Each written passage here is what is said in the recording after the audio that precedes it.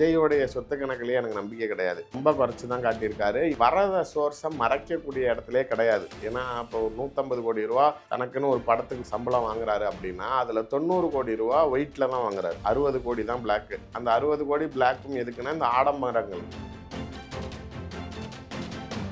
குறைஞ்சது 10 படங்களுக்கே நாளைக்கு 150 ரூபா வைங்களேன், 1500 கோடி ரூபாட்ட போய் நிற்கிது. மெர்சல்லையே நாளைக்கு அவருக்கு 180. எனக்கு ப்ரொடியூசர் எல்லாமே நண்பர்கள் எவ்வளோ கொடுத்தோன்னு என்கிட்டே சொல்லியிருக்கிறாங்க.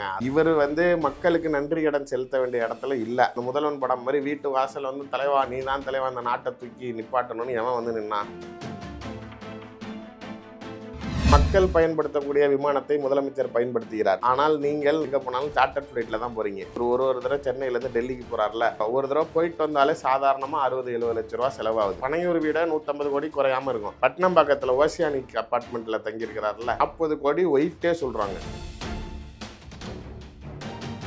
திமுக ரைட் பண்ணிச்சு, போலீஸ் பர்மிஷன் கொடுக்கல, உங்களை விடாம இருந்தாங்கன்னு சில காரணங்கள் சொன்னீங்க. கோட் ஆஃப் கண்டக்ட் வரதும் ஆதவர்ஜுன சொன்னா அப்படி திருவா நடப்போம், அந்த நெக்ஸ்ட் செகண்ட் பாரு அப்படின்னு அப்படி போட்டு எனக்கு தெரிஞ்சு 20 நாள் ஆச்சு கோட் ஆஃப் கண்டக்ட். இன்னை வரைக்கும் ஒரு நாள் கூட வெளில பெரம்பூர் பாத்துட்டாரு. அதாவது 30 நாள் தேர்தல் சமயத்துல 3 நாள் வெளில வந்திருக்கிறீங்க.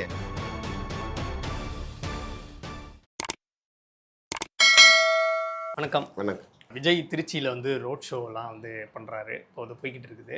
இப்போ விஜய் அவர்களுடைய அஃபிடவிட் அவர் தாக்கல் பண்ணும்போது சில விமர்சனங்கள் வந்தது. அவரோட அஃபிடவிட்டை நிறைய பேர் டவுன்லோட் பண்ணி என்னென்ன போட்டிருக்கிறாரு, எவ்வளோ சொத்து இருக்குன்னு போட்டிருக்கிறாரு அப்படின்னு பார்க்கும்பொழுது ஒரு ஆர்வம் இருக்குது. அதில் அவர் சுமார் 500 கோடி கிட்ட சொத்து இருக்கிறதா சொல்கிறாரு. கடன் சிலருக்கு கொடுத்துருக்கிறாரு, மகளுக்கு, மனைவிக்கு, அப்பாவுக்கு. ஆமாம், கடன் கொடுத்ததாக தான் அதில் போட்டிருக்குது. ஸோ அந்த அஃபிடவிட் தொடர்பாக சில விமர்சனங்கள் வருது. முதல்ல மனைவி மகனுக்கு கொடுக்கறதெல்லாம் கடனாக வருமா? எனக்கு கடமெல்லாம் வரும்னு நினச்சேன். கடனில் வருமா? இல்லை, வரலாம். அவங்க சம்பாதிச்சு அவங்க சொந்த காலில் வரணும்னா நம்ம கொடுக்கலாம்ல கடன் மாதிரி. அது ரைட். அது மற்றவங்களுக்கு கொடுக்குறப்ப சரிங்களாம். பிள்ளைங்களுக்கு பிரச்சனையே இப்போ சங்கீதா அவர்கள் வெளியில் 10 இவங்க நோட்டீஸ் கொடுக்கறதே அவங்களுக்கு தேவையானதை அவர் செய்யலை, பிள்ளைங்களுக்கு செய்யலை. இப்போ பையன் படம் டைரக்டரு, படம் எடுக்கணும்னு நினைக்கிறாரு. எங்கே போய் நல்ல ஒரு சப்ஜெக்டோட கதையோட அவர் போனால் கூட உன்னை வச்சு படம் எடுக்கிறேன், உங்கள் அப்பாட்ட ஒரு கால் ஷீட் வாங்கி கொடு அப்படின்னு எல்லா இடத்துலையும் அது நிற்கிது. அவனோட இண்டிவிஜுவாலிட்டியை தன்னால் ஷோ பண்ண முடியல. இப்போ கருணாசு மகன் கென்னுனால நாளைக்கு ஒரு படம் வெளியில் எடுத்து ப்ரூவ் பண்ண போக தானே அவர் யாருன்னு தெரியுது. அப்போ அது மாதிரி ஒரு களம் ஏற்படுத்துறதுக்கு உண்டான சூழ்நிலை சஞ்சய்க்கு அமையாத காரணம் பொருளாதார ரீதியான முடக்கம். விஜய் உதவலை. இல்லை, ஒரு விஷயம் புரிஞ்சுக்கலாம்.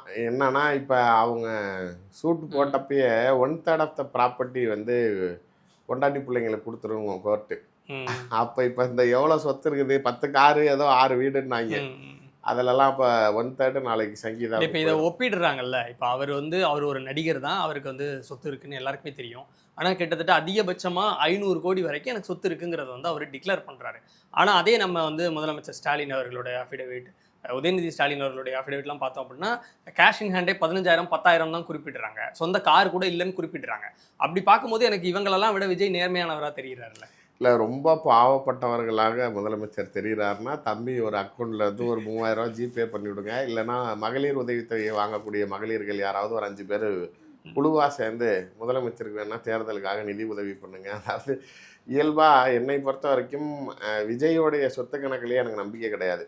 ஏன்னா அதுவே இன்னும் பெருசா இருக்கும்னு எனக்கு தோணுது. இதோட அதிகமா இருக்கும். ஆமா, அவரும் குறைச்சுதான் காமிச்சிருக்காரு. ரொம்ப குறைச்சுதான் காட்டியிருக்காரு. இன்னொன்னு அவங்கலாம் வரத சோர்ஸை மறைக்கக்கூடிய இடத்துலே கிடையாது. ஏன்னா இப்போ 150 கோடி ரூபா தனக்குன்னு ஒரு படத்துக்கு பட்ஜெட்டு சம்பளம் வாங்குறாரு அப்படின்னா அதுல 90 கோடி ரூபா ஒயிட்ல தான் வாங்குறாரு.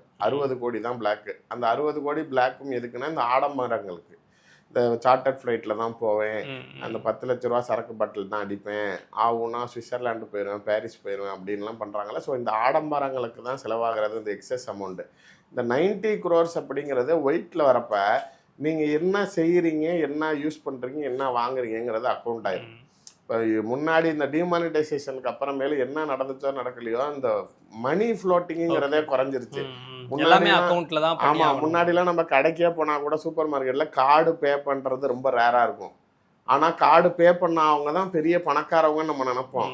ஆனா இப்ப கேஷ் பே பண்றவங்க தான் பணக்காரங்கள் ஆயிட்டாங்க. இப்ப சென்னையிலேயே நிறைய பெட்ரோல் பங்க்ல பாத்தீங்க அப்படின்னா யூபிஐக்கு தனி ட்ராக்கு, கேஷ்க்குன்னா தனி ட்ராக்கு. கேஷ் தான் ஃப்ரீயா இருக்கு. விஐபி சீக்கிரம் போட்டு போகணும்னு டீசல்னா கேஷ் கொடுங்கிற அளவுக்கு ஆயிடுச்சு. பணத்தட்டுப்பாடு எதுவாக இருந்தாலும் அக்கௌண்ட் டிஜிட்டலைசேஷன், நீங்கள் வந்து எதுவாக இருந்தாலும் உள்ளே வரதும் கணக்கு, வெளியில் போகிறதும் கணக்குங்கிறது தான் ஒரு டிரான்ஸ்பரண்டான ஒரு அக்கௌண்டன்சி ஃபேக்டராக இருக்கும்.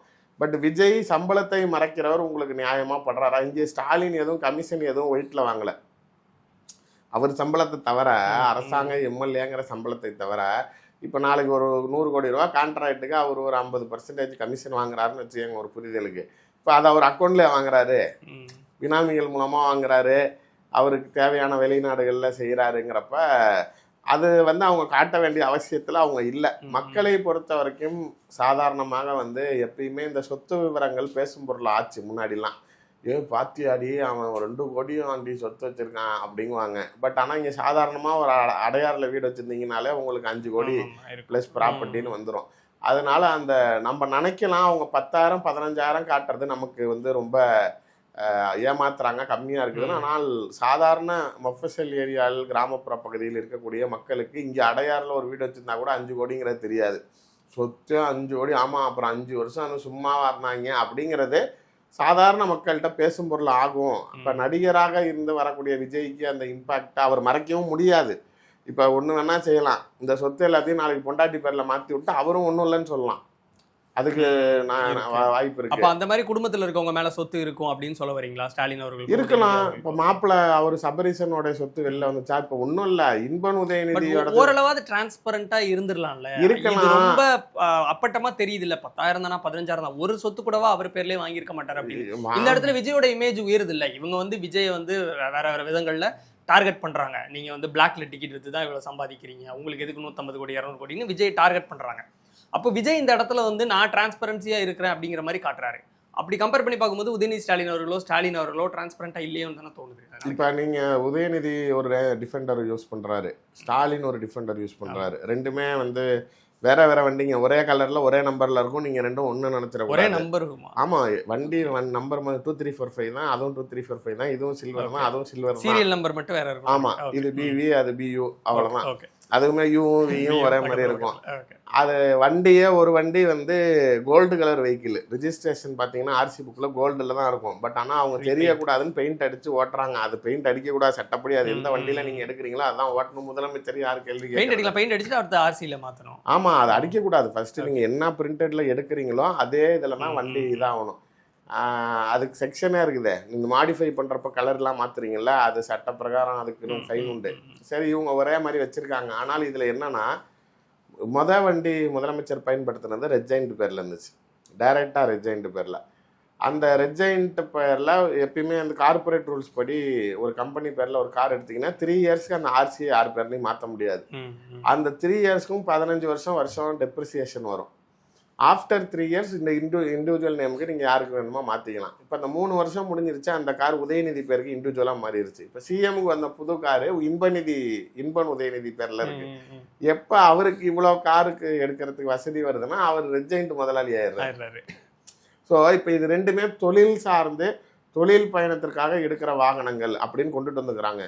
நீங்கள் சொல்கிற மாதிரி அவங்க ஏன் அந்த டிரான்ஸ்பரன்சியை காட்ட மறுக்கிறாங்க அப்படின்னா, கடந்த காலங்களில் அவங்களுடைய அரசியலோடைய அனுபவத்தில் இந்த அளவுக்கு நம்ம காட்டுறது தான் நம்மளுக்கு வந்து இப்போ சில மாநிலங்களில் இருக்குது. இப்போ டிகே சிவகுமார் எடுத்துக்கோங்களேன், அவர்லாம் எனக்கு தெரிஞ்சு 1300 கோடி கிட்ட சொத்து காட்டினார். அதீதமாக சொத்து காட்டினா இந்திய தேசிய அரசியலே நம்மளை திரும்பி பார்க்கணும்னு நினைக்கிறாங்க. இங்கே ஒருத்தர் ஏடிஎம்கேல எம்பிக்குனால ஆற்றல சிவகுமார், அவர் நாளைக்கு 500 கோடிக்கு சொத்து காட்டினாரு. இது எதுக்கு நான் சொல்கிறேன்னா, அவங்களுடைய அனுபவங்கள் இதை நம்ம பெருசாக ஆடம்பரங்களை வெளியில் காட்டிக்காமல் இருக்கணும்.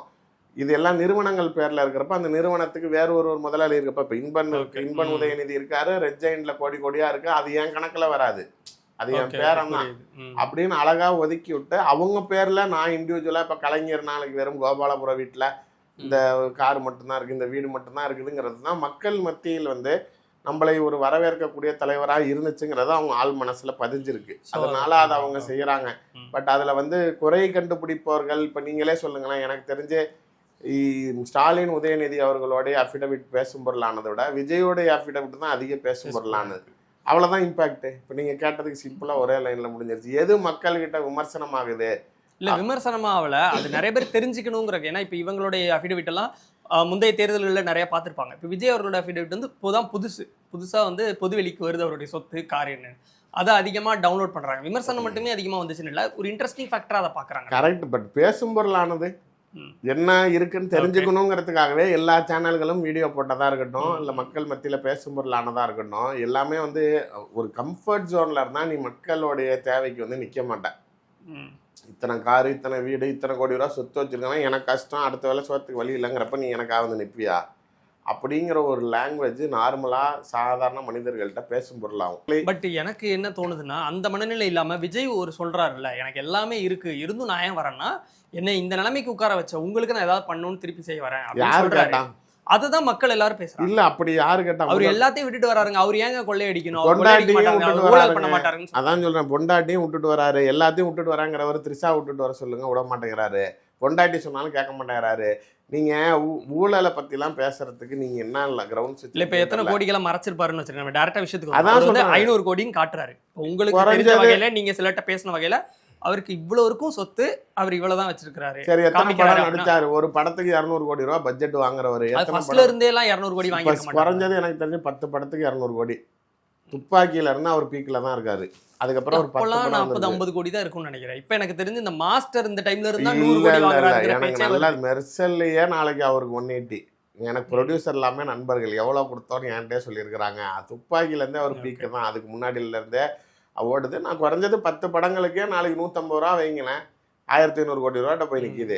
என்ன இப்போ நான் சொல்றது, இவர் வந்து மக்களுக்கு நன்றி கடன் செலுத்த வேண்டிய இடத்துல இல்லை. அர்ஜுன் படம், அந்த முதல்வன் படம் மாதிரி வீட்டு வாசல் வந்து தலைவா நீ தான் தலைவா அந்த நாட்டை தூக்கி நிப்பாட்டணும்னு எவன் வந்து நின்னான்? வந்தவன் எவனையுமே பார்க்கல. அந்த 100 அடி செவத்துக்கு அங்கிட்டு இங்கிட்டு என்ன நடக்குதுன்னே தெரியாம தான் இருந்தாரு.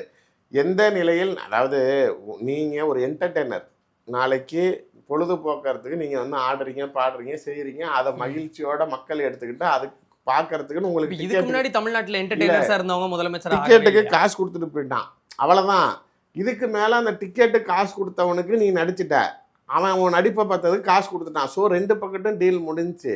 இதுக்கு மேல நான் உனக்கு நன்றி கடன் செலுத்த வேண்டும், உனக்காக நான் வரேங்கிறதுக்கு இதுல எங்க தேவை இருக்குது? இங்க யாருமே எந்த வகையிலையும் பாதிக்கப்படலை. எந்த இடத்துலையும் நாளைக்கு நீ ஏதோ சும்மா வந்து அவன் உனக்கு ரோட்டில் போகிறப்ப 100 ரூபாயா போட்டு உன்னை வடிவேல் சொல்கிற மாதிரி நான் எப்படி உங்கள் எல்லாத்திட்டையும் 100 ரூபா வாங்கி நான் கோடீஸ்வரன் ஆனாங்கிற மாதிரி ஆனார்.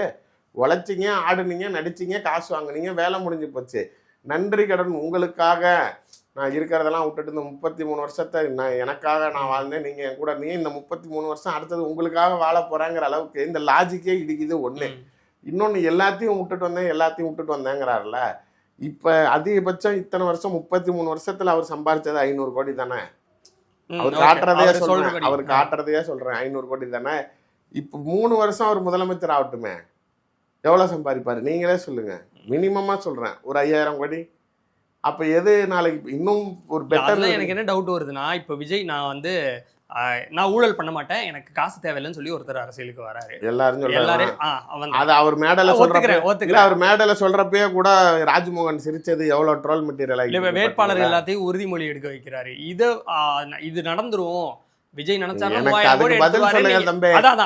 சத்தியம் பண்றப்ப ராஜ்மோகன் சிரிச்சது ட்ரோல் மெட்டீரியல். அது நீங்க சீரியஸா பாருங்க. இப்ப நடந்த கேண்டிடேட் இதுல அறிவிப்புல சிரிச்சிருப்பாருங்க. அவரே ஒரு வேட்பாளர் பச்சையா வேட்பாளர் அறிவிப்பு முடிச்சுட்டு எல்லாரும் எந்திரிச்சு நாங்கள் மக்கள் உறுதிமொழி மாட்டோம் அப்படின்னு கையை வச்சுட்டு பேசுறப்ப அவர் சொன்ன அடுத்த நிமிஷம் ராஜ்மோகன் சிரிச்சா. அப்படி இது நான் பேசுறேன். வந்தா 3000 கோடி அடிச்சிருவாருன்னு சொல்ற நீங்க வந்து 5000 கோடி 5000 கோடி அடிச்சிருவாருன்னு சொல்ற நீங்க வந்து பிடிஆர் சொன்ன ஆடியோ பத்தி பேச மாட்டீங்க. ஏற்கனவே ஒருத்தங்க அந்த சமயத்துல எல்லாம் நான் பேசினேன், இத்தனை 1000 கோடி அவங்க அடிச்சிட்டாங்கன்னு சொன்னவங்களை கேட்காம நான் வரப்போறேன்னு சொல்றவரையே நம்ம இங்க எனக்கு திமுக தூக்கி பிடிக்கணும்னு அவசியம் இல்லை. உதயநிதியும் சபரிசனையும் அந்த ஆடியோ வந்தப்ப நான் தான் இப்ப பிஜேபியில இருந்த மறந்துட்டீங்க ஓப்பனா சொல்ற ஒரே லைனு, அந்த இடத்துக்கு யார் வந்தாலும் அவ்வளவு சம்பாதிப்பாங்க.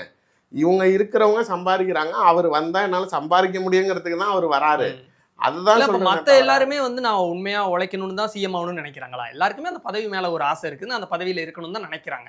அது போக மக்களுக்கு ஏதாவது நல்ல செய்யணும்னு நினைக்கிறாங்க. ஆனா விஜய் மட்டும் 100% பியூரான மனசோட தான் வரணும் அப்படின்னு எதிர்பார்க்கறது இல்ல. அவர் பியூரோட மனசோடயே இல்ல. முதல்ல நீங்க ஸ்டாலின்லாம் சொல்லுங்களேன், ஒரு நீண்ட கால அரசியல் பயணம், மக்களுக்கு உழைச்சி கஷ்டப்பட்டு படிப்படியாக தான் வந்தாரு.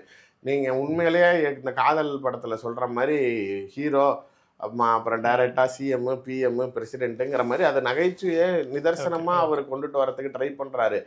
இதற்கு முன்னாடி வரைக்கும் திமுக அவங்களே டைட் பண்ணிச்சு, போலீஸ் பர்மிஷன் கொடுக்கல, உங்களை விடாமல் இருந்தாங்கன்னு சில காரணங்கள் சொன்னீங்க. ஆனால் இப்போ உண்மையிலேயே நாளைக்கு கோட் ஆஃப் கான்டாக்ட் வருதும் ஆதவர்ஜுன சொன்னா அப்படி, மகாத்மா காந்தி மாதிரி தெருவா நடப்போம், அந்த நெக்ஸ்ட் செகண்ட் பாரு அப்படின்னா அப்படி போட்டு எனக்கு தெரிஞ்சு 20 நாள் ஆச்சு கோட் ஆஃப் கான்டாக்ட். இன்னைய வரைக்கும் ஒரு நாள் கூட வெளில பெரம்பூர் பாத்துட்டாரு, இப்ப திருச்சி அவரோட தொகுதிக்கு.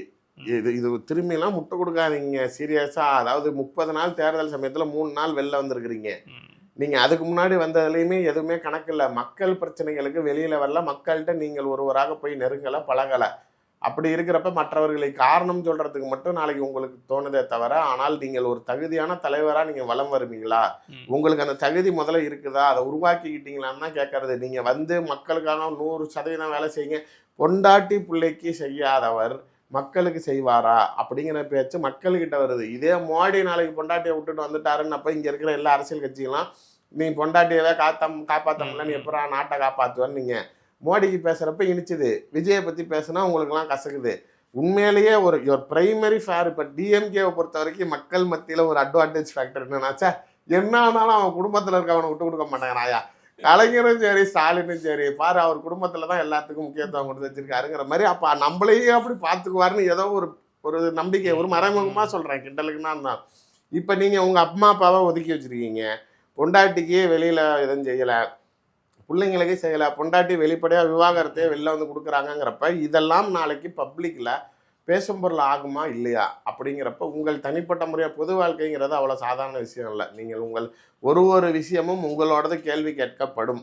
ஆனால் இவர் அப்படிலாம் நினைக்காம இது படம் மாதிரி நம்ம நல்லா இருந்துச்சு தேட்டரில் அப்படின்னா ஊரே வந்து ஃபேமிலியோட வந்து உட்காந்து பாக்ஸ் ஆஃபீஸ் கொடுப்பாங்க, நம்ம உட்காந்த இடத்துல சம்பளம் சம்பாரிச்சிட்டு போயிடலாம். அது மாதிரி இவ்வளோ கூட்டம் வருது, ஓட்டு போட்டுருவோம், நம்ம போய் சீட்டில் உட்காந்துருவோம். இப்போ படம் இந்த வகையிலே வந்து அவர் கிட்டத்தட்ட கடைசியாக ஒரு 10 படத்திலேயே 1500 கோடி அவர் தொட்டிருப்பாரு அப்படின்னு சொல்றீங்க. இது தவிர்த்து அவருக்கு ஏதாவது பிஸ்னஸ் அந்த மாதிரியான இன்வெஸ்ட்மெண்ட்ஸ் அது எப்படி இல்லாமல் இருக்கும்?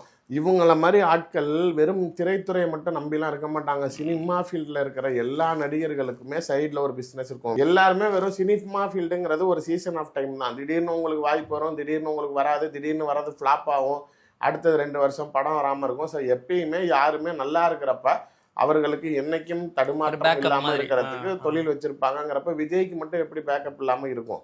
கண்டிப்பாக இருக்க தான் செய்யும். அதெல்லாம் நீங்கள் சொல்கிற மாதிரி சம்பந்தம் இல்லாதவர்கள் பேர்லையோ, இவர் ஒரு ஷேர் ஹோல்டராகவோ முதலீட்டாளராகவோ இல்லை எங்கேயோ ரியல் எஸ்டேட்டில் எங்கேயோ நாளைக்கு இன்வெஸ்ட் பண்ணிவிட்டு அவங்ககிட்ட ஒரு ரிட்டர்ன்ஸ் வாங்குற மாதிரி இந்த கருப்பு பணங்கள் கூட சில இடங்களில் கொடுத்து வச்சுருக்கலாம். அப்படி செஞ்சுருப்பார். இதெல்லாம் நம்ம எக்ஸ்போஸ் பண்ணி எல்லாத்தையும் டிரான்ஸ்பரண்டாக காட்டணும். நீங்கள் சொல்கிறதுனா எவ்வளோ சம்பாரிச்ச ஸ்டாலினே பேப்பரில் வந்து வெறும் 10,000 காட்டுறப்ப இவர் காட்டுற 500 மொத்தமாக காட்டிட்டாருன்னு என்னால் சொல்ல முடியல. அப்போ அவரும் சில விஷயங்கள் மறைச்சு வச்சிருக்கிறாரு அப்படின்னு தான். இல்லை அப்படி பார்த்தா ஒட்டு மொத்தமாக எவ்வளோ இருக்கும் இன்னைக்கு தேதிக்கு அவருடைய நெட்ஒர்த் அப்படின்னா? எனக்கு தெரிஞ்சு இப்போ ரைடெல்லாம் போய் மிரட்டி வச்சிருக்கிறாங்கல்ல, அதனால பிஜேபியில் வேணா விசாரிச்சுட்டு சொல்கிறேன். பட் அவர் மறைக்கிறாரு, வெளிப்படைத்தன்மையாக இல்லை. இப்போ எப்படியும் 1000 கோடிகளில் தான் இருக்கும் கண்டிப்பாக. இப்போ சம்பாரிச்சதை விட நாளைக்கு மேலும் அதிகமாக சம்பாதிக்கணுங்கிற ஆசையில தான் அதிகாரத்தை சுவைக்கணுங்கிறதும் பணத்தை இன்னும் அதிகமாக சம்பாதிக்கணுங்கிற எண்ணம் தான் விஜய் அரசியல் கட்சி தொடங்கினதே தவிர, நீங்கள் சொல்கிற 0.1% கூட மக்கள் நலனை கருதி அவர் இருந்தால் பாதிக்கப்பட்ட மக்களை வீட்டுக்கு கூப்பிட்டு வச்சு நிவாரணம் கொடுத்துருக்க மாட்டார். போய் போன மக்கள் வீட்டில் இருக்கிறவங்க எல்லாத்தையும் வீட்டுக்கு வர வச்சிருக்க மாட்டார். அதுக்கப்புறமேலும் மக்கள்கிட்ட என்றைக்குமே போய் நெருங்காமல் நாளைக்கு அவர்களுக்கு நிற்காம இருக்கிறவரு நாளைக்கு எப்படி மக்களுக்கான தலைவராக அவர் உருவெடுக்கிறாருன்னு நீங்களாம் புகழ்றீங்கன்னு எனக்கு தெரியல. இல்லை இப்போ அவருக்கு வந்து மக்கள் நலன்லாம் அக்கறை இல்லை, அந்த சிஎம் சீட்டில் உட்காரணும்னு நினைக்கிறாரு, அதனால அவர் வராரு அப்படின்னு சொன்னீங்கன்னா கூட ஓரளவு அக்செப்டபிளா இருக்கு. அப்படிதான். இன்னும் பணத்தாசைன்னா நாம இத்தனை வருஷமா விஜய் பார்க்குறோம். விஜய் வந்து வெளிநாட்டில் இருந்துட்டு படம் மட்டும் வந்து நடிச்சுட்டு போறவரு இல்லை. நம்ம எல்லா இஷ்யூலையும் அவரை பார்த்துருக்குறோம். ஜிஎஸ்டி வந்தால் அதுக்கு டிமானிட்டைசேஷன் வந்தப்போ அப்போ ஒரு ப்ரெஸ் மீட் கொடுத்துருக்காரு. பீட்டா பிரச்சனை, அரசியல் ஆசைனே இருந்துட்டு போட்டோம். ஆனால் எங்கேயோ வானத்துலேருந்து குதிச்சவர் இல்லைல்ல அவர். என் கூடயே இதே ஊரில் தமிழ்நாட்டில் வாழ்ந்தவர் நான் அவரை பார்த்துருக்கேன். அவருடைய இத்தனை நாள் பேச்சுகள் நான் கேட்டிருக்கேன். எப்போவுமே வந்து அவருக்கு இந்த அளவுக்கு பண ஆசை இருந்த மாதிரி எனக்கு தெரியல. ஆனால் நீங்கள் என்ன சொல்கிறீங்கன்னா ஆல்ரெடி 5000 கோடி வச்சிருக்கிறாரு, இன்னும் 10,000 கோடி அடிக்கிறதுக்கு தான் வரான்னு சொல்லும்போது எனக்கு நம்பும்படியே இல்லையேன்னு கேட்குறேன். சரி, இப்போ நான் கேட்குறது, முதலமைச்சர் வந்து எனக்கு தெரிஞ்சு அதிகமாக வந்து பை ரோடு தான் போவார் யூஸ்வலாகவே. எனக்கே வந்து இப்போல்லாம் பை ரோடு எங்கேயாவது ஒரு 4 மணி நேரம் 5 மணி நேரத்துக்கு மேலே போனோம்னா முதுகெல்லாம் வலி பின்னி எடுத்துருது. ஸோ கம்ஃபர்டபுளான ஒரு கார் தேவை அப்படிங்கிறது, அதுவும் அவருடைய வயதுக்கெல்லாம் வந்து அது வந்து அவசியம்னு நினைப்பேன். அரசியல் ரீதியாக அலைகிறவங்களுக்கு ஒரு கம்ஃபர்டபுளான கார் வந்து தேவை. இப்போ அவர் வச்சிருக்கிற காரை நாளைக்கு ஒரு 2.5 கோடின்னு வைங்க. இப்போ இவர் வச்சிருக்கிற காரில் எதுவுமே நாளைக்கு 5 கோடி குறைஞ்சு கம்மி கிடையாது. விஜய் ரோல்ஸ் ராய்ஸ் கூட இருக்கிறதுலே ரொம்ப அதிகம். பிஎம்டபிள்யூலேருந்து லெக்ஸஸ்லேருந்து எல்லாமே 5 கோடி குறையாத கார்கள். அவர் முதலமைச்சராக இத்தனை ஆண்டு காலம் இருக்கிறவருடைய வீட்டோடைய மதிப்பு என்ன, இவர் வச்சிருக்கிற வீட்டோடைய மதிப்பு என்ன? நீங்கள் வெறும் பனையூரில் இருக்கிற பங்களாவே எடுத்துக்கங்க.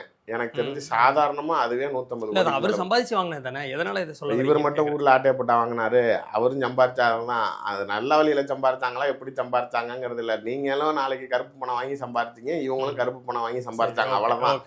ஒரு படத்தில் ஹீரோவாக நடிக்கிறவர் உனக்கு எதுக்கு கருப்பு பணத்தில் சம்பளம்?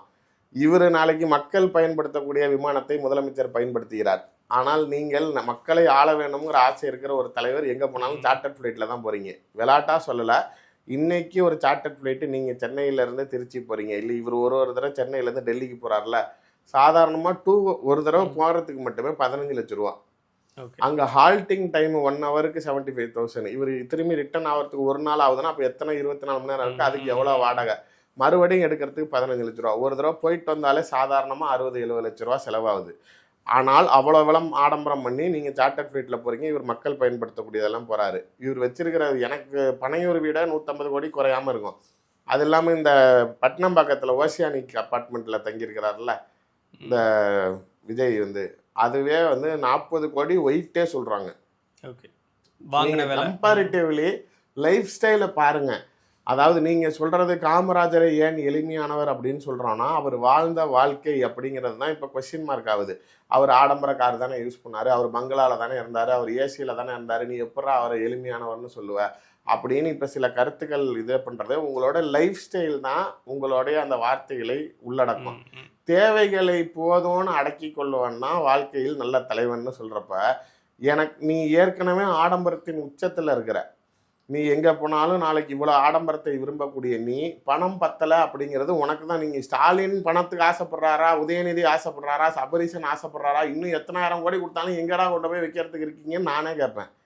அப்படி இருக்கிறவங்களே இப்படிப்பட்ட லைஃப் தான் வாழ்கிறப்ப நீ இவ்வளோ ஆடம்பரமாக வாழ்கிறவன், அதுவும் இந்த படத்தில் சொல்கிற மாதிரி அதுவும் 2 பொட்டாட்டி வேற, ஒரு பொட்டாட்டிக்கே டவுசரிக்கலையே 2 பொட்டாட்டி எங்கே போகிறதுங்கிற மாதிரி இருக்கிறப்ப இவ்வளவு காசுகள் ஆடம்பரங்கள் செய்யக்கூடிய மனிதன் மேலும் பணம் வருது அப்படின்னா வேணான்னு சொல்கிற மனநிலையில் இருக்க மாட்டார். இப்போ இருக்கிற ஃபீல்டுனா நான் உச்சத்திலே இருந்தாலும் நிறைய பேர் கேள்விப்பட்டிருப்பீங்க, ஐடியில் இருப்பான், நல்ல திடீர்னு பராணம் 1 crore 2 crore மந்த்லி 30 lakhs வாங்குறான். திடீர்னு சிஇஓ கிட்ட நெருங்குற கிரேட்ல டம்முன்னு பதவியை ராஜினாமா பண்ணிட்டு வந்துடும். அந்த நான் கோபிநாத்தில் கூட ஒரு பைத்தியத்தை பார்த்தேன். நான் இவ்வளோ சம்பாரிச்சுக்கிட்டு இருந்தேன், எனக்கு இந்த பண போதை என்னை இதாக்கிருமோன்னு டக்குன்னு வேலையை விட்டுட்டு விவசாயத்துக்கு போயிட்டாங்களாம். இது எதுக்கு சொல்கிறேன்னா, அந்த ஃபீல்டோட உச்சத்தை தொட்டுட்டோம், இவ்வளோதான் நம்மளால அந்த ஃபீல்டில் முடியும், நான் தாண்டா டாப்பு, என்னாலே இவ்வளோ தாண்டா முடியுது, இதுக்கு மேலே முடியலடா அப்படிங்கிற இடத்துல தான் அவர் இங்கிட்ட அடுத்ததுக்கு வராது. இதை வச்சு ஈஸியாக அதை பேலன்ஸ் பண்ணலாம், இதுலேருந்து போனால் நம்மளால இன்னும் சம்பாதிக்க முடியும் அப்படிங்கிற கணக்கில் தான் வராரு. நன்றி.